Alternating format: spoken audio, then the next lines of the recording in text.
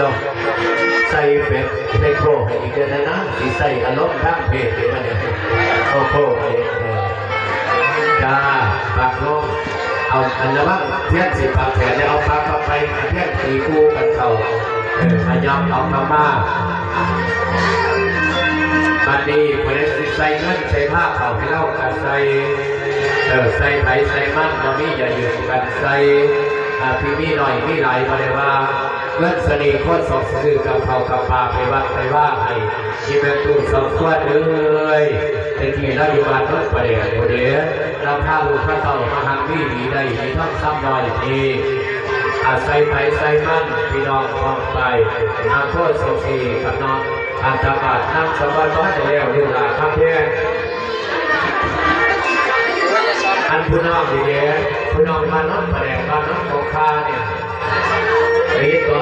วันนำน้ำลูกน้ำหลานบ่อุทิศไปหาไอ้เจริญพระดูอันบ้านน้องโคคาวันนำทางกระไรตัววัดสุขวัดแล้ว